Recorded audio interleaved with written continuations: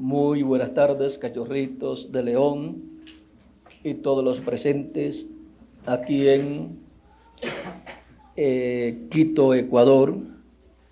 Es para mí un privilegio muy grande estar con ustedes en esta ocasión para compartir unos momentos de compañerismo espiritual alrededor de la palabra de Dios y su programa correspondiente a este tiempo en el cual estamos viviendo. Pueden tomar asiento si tienen la bondad.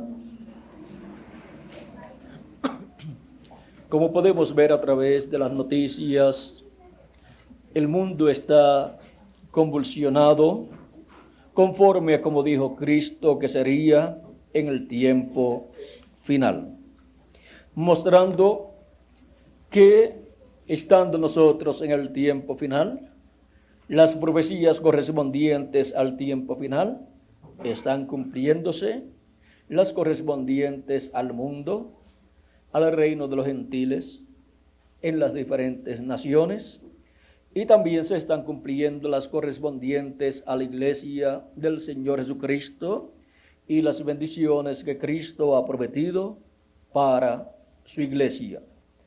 O sea que tenemos el cuadro profético que nos muestra lo que estaría sucediendo en el mundo, en el reino de los gentiles, y también tenemos las profecías que nos muestran las cosas que estarían aconteciendo en la iglesia del Señor Jesucristo en el tiempo final. Pues Cristo dijo que la venida del Hijo del Hombre sería como en los días de ¿quién? Como en los días de Noé. ¿Y como en los días de quién? De Lot. Y eran días convulsionados, como son estos días en los cuales nosotros estamos viviendo. Pero lo importante no son los problemas que tienen las naciones, sino las bendiciones que Dios dijo que cumpliría, que le daría a su iglesia en el tiempo final. Por lo tanto, nosotros cuando vemos los problemas en las diferentes naciones, miramos la Escritura y decimos, así fue que Cristo dijo que estaría el mundo en el tiempo final. Pero seguimos buscando las Escrituras y miramos las promesas que Cristo ha hecho a su iglesia para cuando el tiempo estuviera como en los días de Noé y como en los días de Lot. Y hay alguien que pueda decir que no estamos como en los días de Noé y como en los días de Lot. No hay nadie que pueda negar esa verdad.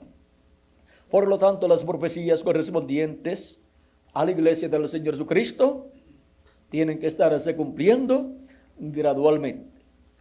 Y encontramos, por ejemplo, la profecía de la segunda venida de Cristo y su precursor, antecediéndole, preparándole el camino.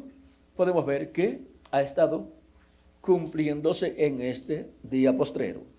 Encontramos que desde el 1933, el ángel de Jehová, el ángel del pacto, en esa columna de fuego, le apareció al reverendo William Marion Branham mientras bautizaba en el río Ohio las personas que se habían convertido en las actividades evangelísticas que él había tenido. Y del cielo descendió una luz, la columna de fuego, una estrella, como la que le apareció a Saulo de Tarso en el camino a Damasco, y descendiendo sobre él, le dijo a William Marion Branham, así como Juan el Bautista fue el precursor de la primera venida de Cristo, tú lo serás de la segunda venida de Cristo. Por lo tanto, él y su mensaje siendo la misma cosa, pues su mensaje es el precursor de la segunda venida de Cristo. Pues el mensaje y el mensajero son la misma cosa. Así es que si el mensajero se fue, quedó su mensaje. Por lo tanto, quedó la palabra hablada que prepararía al pueblo para la segunda venida de Cristo. Él mostró todos los pormenores, todos los detalles relacionados a la segunda venida de Cristo. En palabras más claras, él tomó las profecías de la segunda venida de Cristo del Antiguo Testamento y del Nuevo Testamento y las trajo a la luz con más luz, con la luz correspondiente a la edad que le tocó a él vivir. Porque siendo él representado en la séptima luz de la séptima lámpara del candelabro, él, siendo esa luz, a través del cual Cristo, la luz del mundo, estaba resplandeciendo, él alumbró con más luz esas escrituras que hablan acerca de la segunda venida de Cristo, para que así el pueblo tenga un conocimiento más amplio de qué, cómo y en quién, cuándo, dónde y dónde la segunda venida de Cristo sería cumplida. Así como Dios fue dando más luz acerca de la primera venida de Cristo a través de los profetas del Antiguo Testamento. Pero la primera profecía de la primera venida de Cristo y de la segunda venida de Cristo está en Génesis capítulo 3, verso 15. Pero ahí solamente está la promesa en forma de semilla, hablándonos de la simiente, o sea, la semilla, la simiente de la mujer, la cual sería el Mesías, el Cristo, el cual heriría en la cabeza al diablo, y el diablo lo heriría en el calcañar a él. Ahora podemos ver que más adelante Dios, por medio de los diferentes profetas, se reflejó, y en ese reflejo divino él mostró la primera venida de Cristo y la segunda venida de Cristo, porque la venida de Cristo tiene dos partes, la primera y la segunda venida de Cristo, y mostró tanto la primera como la segunda venida de Cristo en diferentes profetas, como en José, como en el rey David, como en el rey Salomón, como en Isaac, como en Jacob también, y también en otros profetas de Dios, dando más luz acerca de la venida de Cristo, la primera y segunda venida. También por medio de los sacrificios ofrecidos desde el Génesis en adelante, porque el primer sacrificio que se ofreció aquí en la tierra fue el que se llevó a cabo para darle vestiduras a Adán y a Eva. Y allí está representado Cristo en su primera venida. Luego continuaron los descendientes de Adán, como Abel, después Set, y toda esa línea de descendientes de Adán, ofreciendo a Dios sacrificios por el pecado.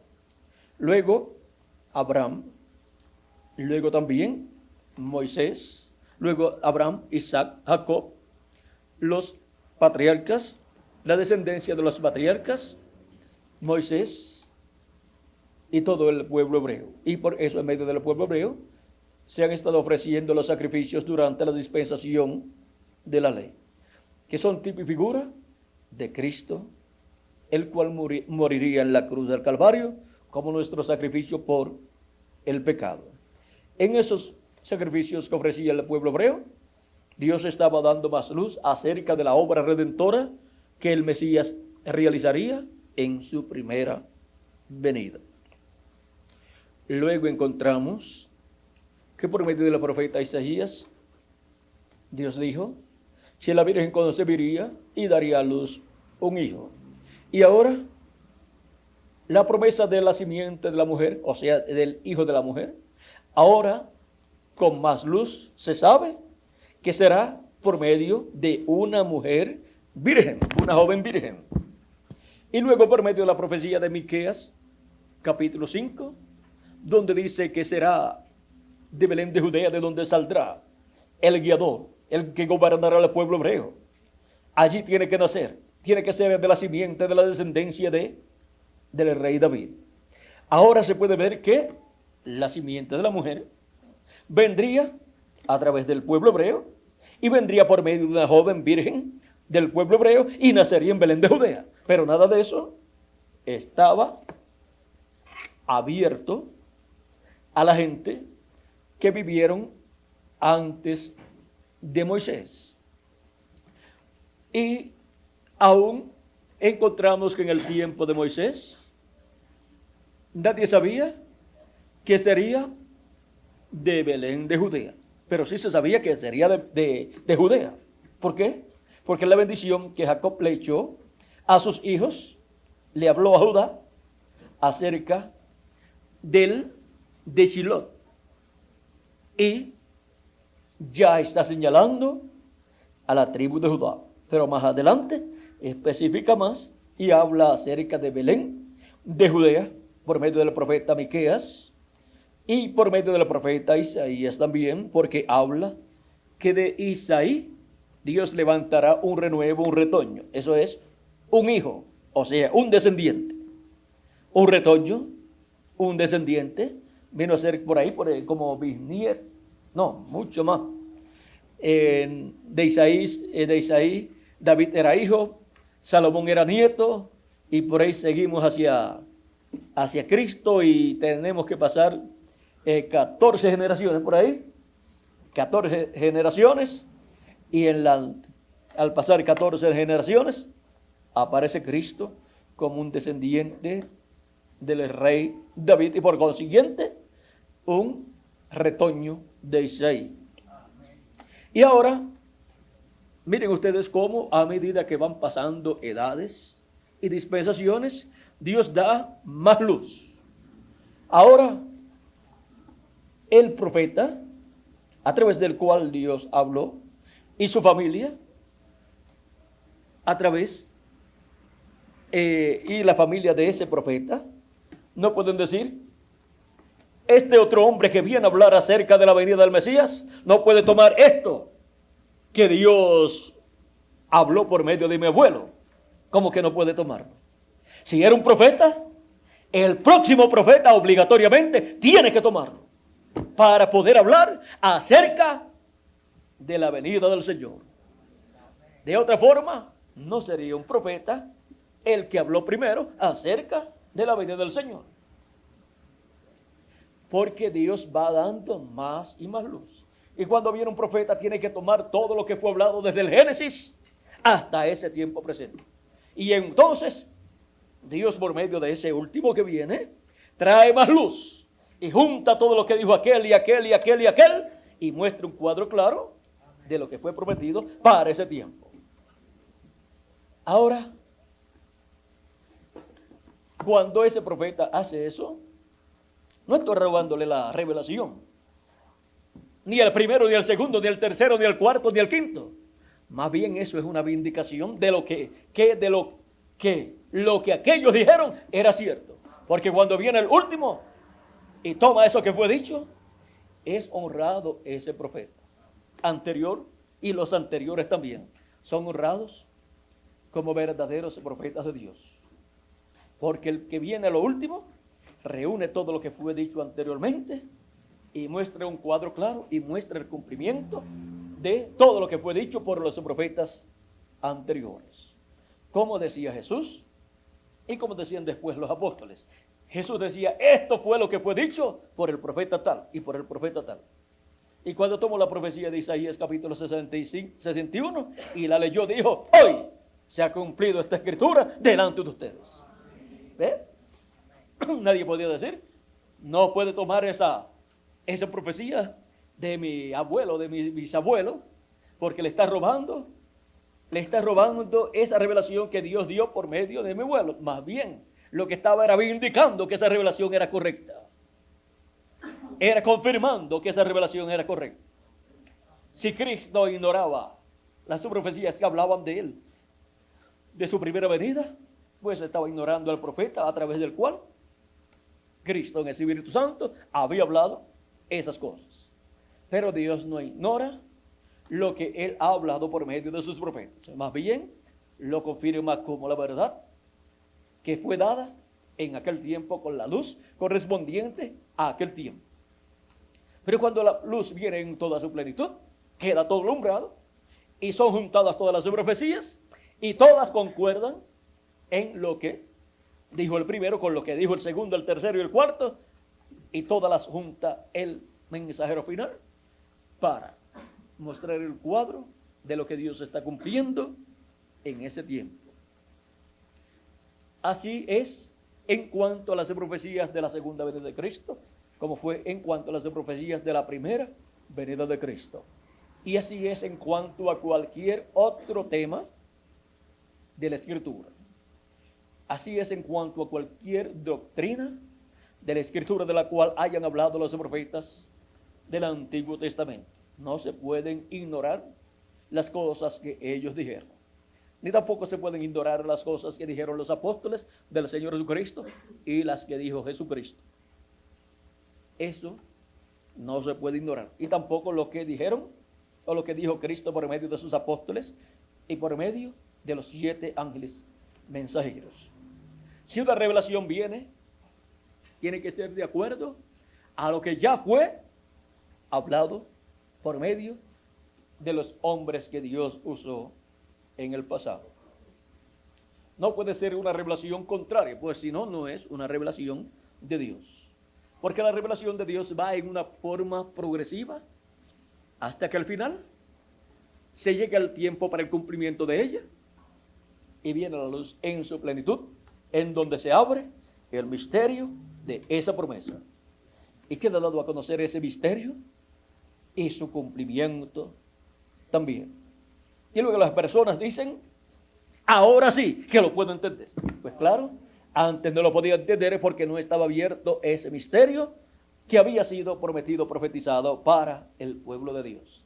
Pero cuando viene el último mensajero con la luz de Dios en toda su plenitud, toda escritura que no había sido abierta en el pasado, tiene que ser abierta. Y toda profecía, toda escritura que no había sido cumplida, tiene que ser cumplida.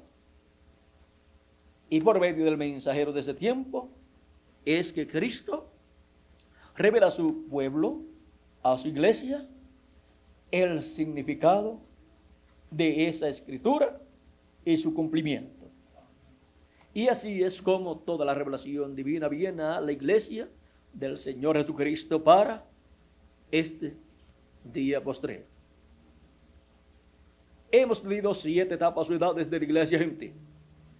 Y cuando llegaron a su final, muchas personas pensaron que ya todo se había terminado. Pues todo se había terminado para cada territorio en donde se cumplió cada edad de la iglesia gentil. Pero para los latinoamericanos y caribeños, durante las 7 etapas o edades de la iglesia gentil, no había comenzado el programa divino para la América Latina y el Caribe.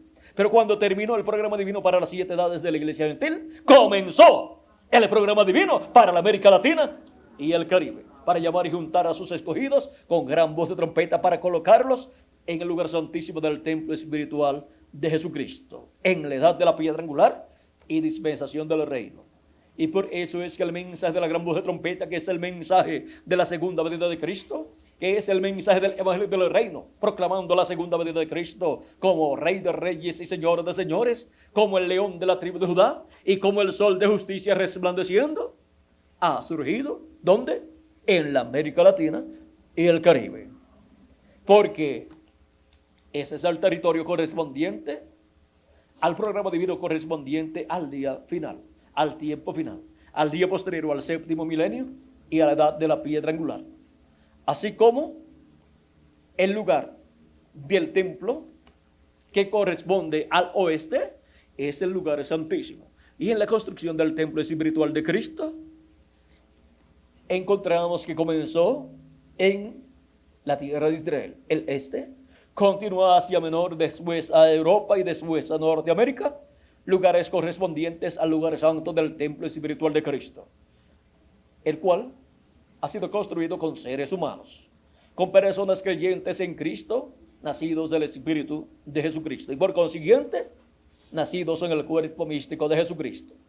Y para este día postrero, para la América Latina y el Caribe, el llamado final de Cristo nos coloca en el lugar santísimo del templo espiritual de Cristo. ¿Por qué? Cristo no puede tener una iglesia, que es el templo de Dios, sin que tenga un lugar santísimo. Porque no sería un templo para Dios, porque el lugar de morada de Dios fue en el tabernáculo que hizo Moisés y en el templo que hizo Salomón, el lugar santísimo, sobre el arca del pacto, en medio de los dos querubines de oro. Por lo tanto, no puede Jesucristo tener una iglesia y llamarla la iglesia, templo de Dios, del Espíritu Santo, sin tener un lugar santísimo y sin tener los dos querubines de oro actualizados en el ministerio correspondiente al lugar santísimo del templo espiritual de Cristo, que son los ministerios de Moisés y Elías. Ahora miren dónde aparecen los ministerios de Moisés y Elías, como aparecieron allá en el capítulo 4 de Zacarías y en Apocalipsis capítulo 11. ¿Aparecieron dónde? Pues aparecieron en la iglesia. Aparecieron en la iglesia a un lado y a otro del candelero o candelabro. Aparecieron los dos olivos, que son los ministerios de Moisés y Elías. Y ahora podemos ver dónde nos encontramos en la iglesia del Señor Jesucristo. ¿Dónde? En el lugar santísimo de su templo espiritual, bajo el ministerio de los dos olivos y de los dos candeleros.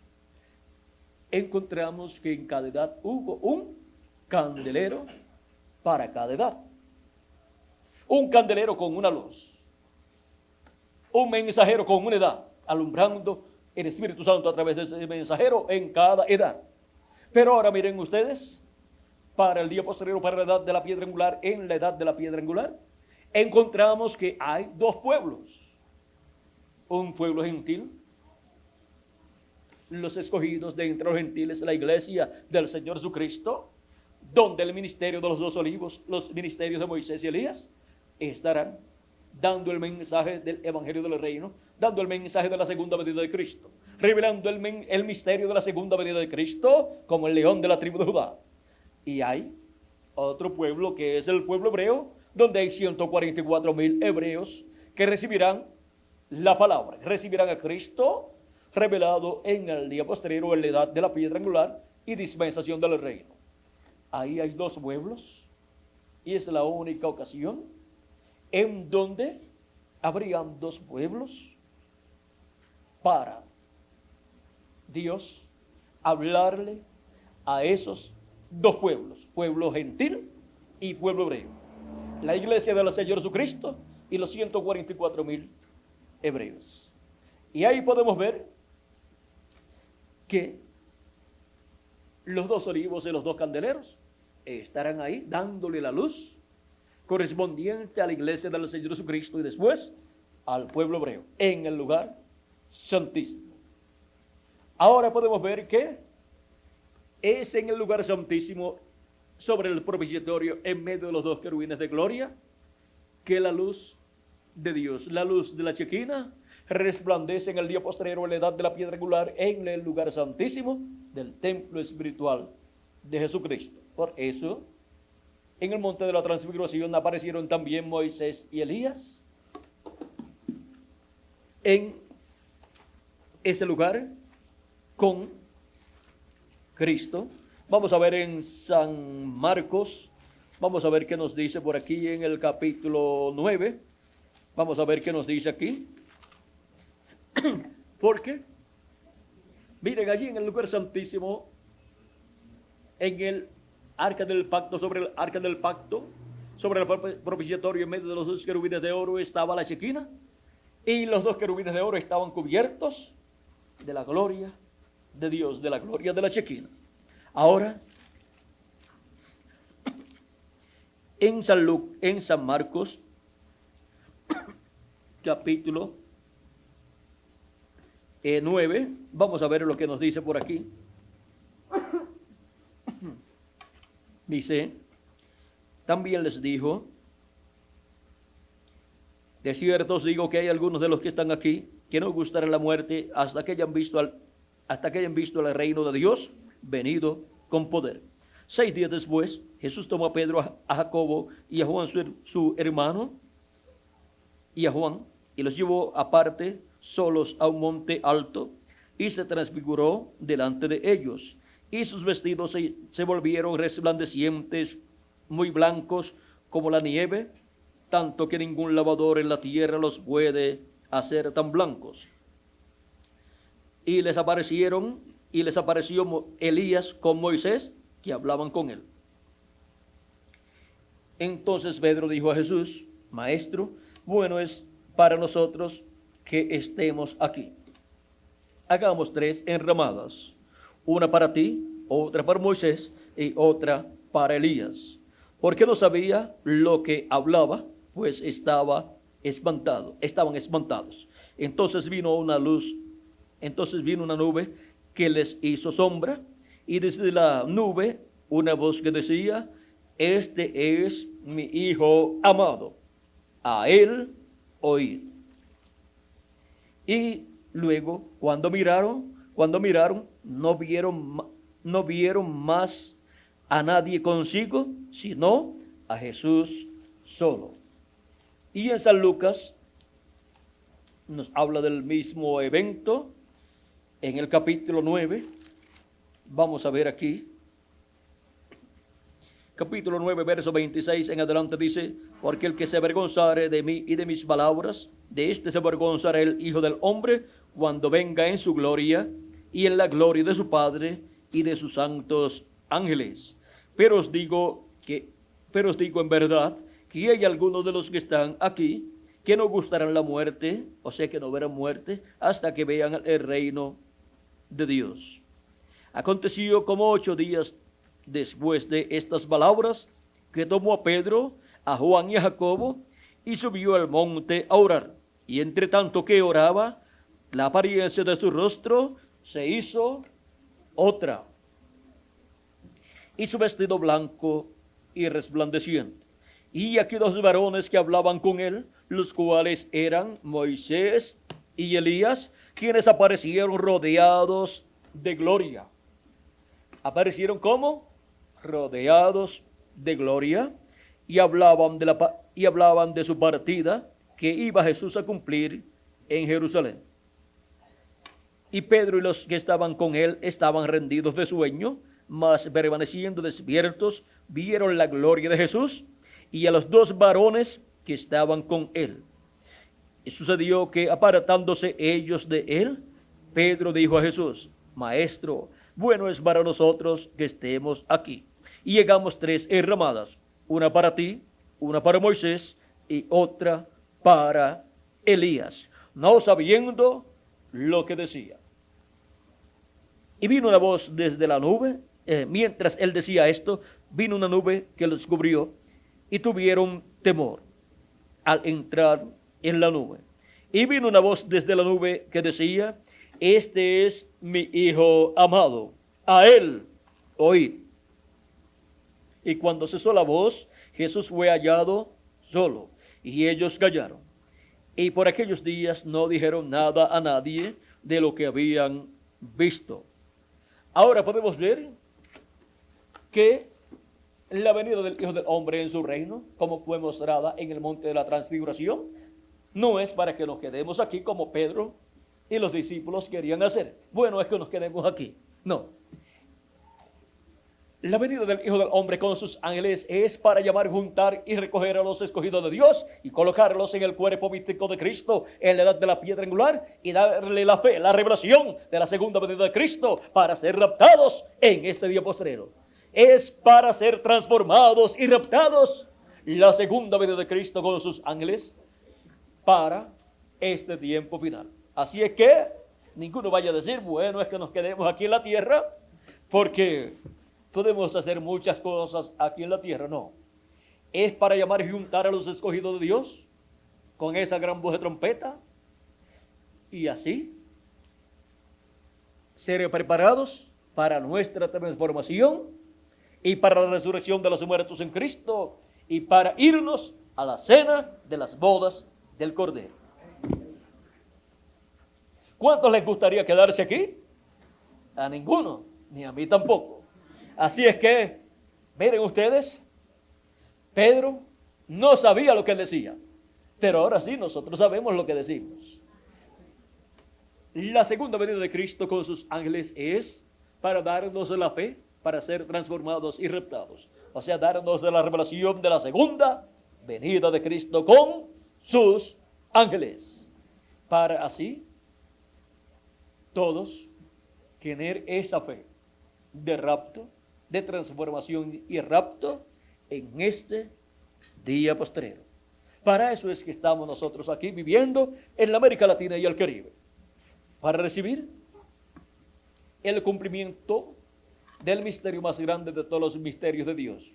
Para recibir el cumplimiento del misterio de la segunda venida de Cristo con sus ángeles, con la gran voz de trompeta llamando y juntando a todos sus escogidos en este día postrero. Y la buena noticia para todos los latinoamericanos y caribeños es que la mayoría de los escogidos de Dios del día postrero, que son llamados o que serán llamados y juntados y transformados, en su mayoría son latinoamericanos y caribeños. Y hemos dicho que un 90% o más de los que serán transformados y raptados, porque es en la América Latina y el Caribe donde se cumple la construcción del lugar santísimo, del templo espiritual de Jesucristo. Así es que podemos ver la bendición tan grande que Dios tiene para la América Latina y el Caribe para este tiempo final. No importa los problemas que tenga la América Latina y el Caribe, eso no tiene que ver. Lo que importa es lo que Dios ha prometido para la América Latina y el Caribe en su programa. Y nosotros, cuando vemos los problemas que hay en la América Latina y el Caribe, lo que podemos decir es que nuestra confianza no puede estar puesta en las cosas terrenales. Y nuestra fe no puede estar puesta en hombres, sino en Dios y su palabra. Y no podemos esperar cosas buenas del reino de los gentiles, sino del reino de Dios. Y no podemos tener nuestros corazones arraigados en las cosas terrenales, en los bienes terrenales, sino en las cosas de arriba. Él dijo, cuando ustedes vean suceder estas cosas, levantad vuestras cabezas al cielo, porque vuestra redención, o sea, vuestra transformación, está cerca. Está cerca. De un momento a otro, los muertos en Cristo resucitarán y nosotros los que vivimos seremos transformados. Cuando el último escogido sea recogido, sea colocado en el cuerpo místico de Cristo, entonces los muertos en Cristo resucitarán y nosotros los que vivimos seremos transformados. Por eso todavía estamos trabajando en toda la América Latina y el Caribe, llevando el mensaje, para que así Dios obre y traiga hasta el último. Y antes de llegar el último, pues vienen los que están antes del último. Así es que estamos llevando el mensaje por todas las naciones latinoamericanas y caribeñas, para que llegue el último y los que son antes del último. Y mientras llegue el último, pues llegan los que están antes del último. Así es que algún día llegará el último y luego nosotros los que vivimos, luego de la resurrección de los muertos en Cristo, nosotros seremos transformados, tendremos el cuerpo nuevo, así como los que resucitarán, y luego nos iremos a la cena de las bodas del Cordero con nuestro amado Señor Jesucristo. Para eso es que estamos nosotros aquí viviendo en la tierra, en este territorio latinoamericano y caribeño. Ha sido para mí un privilegio estar con ustedes en esta ocasión, dándoles testimonio de la bendición tan grande que Dios tiene en la América Latina y el Caribe, aunque tengamos problemas políticos, económicos, sociales y de los diferentes tipos de problemas que tenemos en la América Latina y el Caribe. Pero, aunque hay problemas, tenemos algo, y es la bendición de Dios. La bendición de Dios siendo derramada sobre la América Latina y el Caribe para la construcción del lugar santísimo, del templo espiritual de nuestro amado Señor Jesucristo. La América Latina y el lugar santísimo del templo de Dios. Que Dios les bendiga, que Dios les guarde. Y será hasta las, ¿qué? Las 5, por ahí. 5 o 6 de la tarde, Dios mediante, porque casi las 5 son ya. Así es que van a tener un receso en lo que llegan los otros que faltan, para así estar nuevamente reunidos.